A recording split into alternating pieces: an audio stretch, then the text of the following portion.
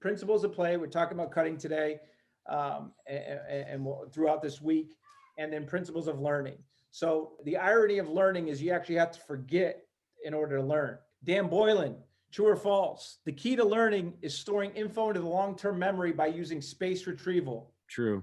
Great answer. That is true. The key to learning is storing info into the long-term memory by using space retrieval. So when you think about that, you say, okay, the key to learning, we're coaches, we're really teachers.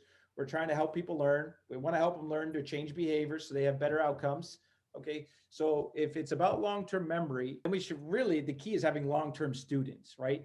Being a long-term student, a continuous learner. And that's so important. As I start to work with players, it's like, man, and even before, it was like, I didn't want to ever just, hey, we work my guy out for a day. Hey, will you do a week camp? Will you do this? It was like, not really. Like, we're in this to affect change. We're in this to help people learn and grow.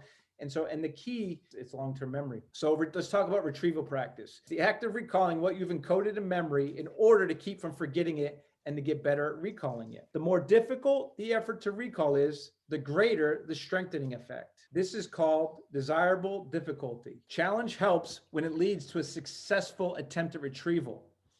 And to slow the rate of forgetting, retrieval has to come after delay. You have to forget the memory before you can encode it into the brain. Roll back to 1885 and Herman Ebbinghaus was in the prime of his life. His beard had blossomed into a fantastic set of bristles, and he was busy pioneering an experimental study of memory.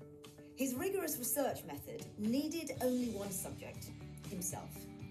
Herman got to work testing his memory and plotting the results. His findings showed just how rapidly information seeps out of our brains. Within a month, Herman had forgotten 90% of everything he'd originally learned. His findings have since been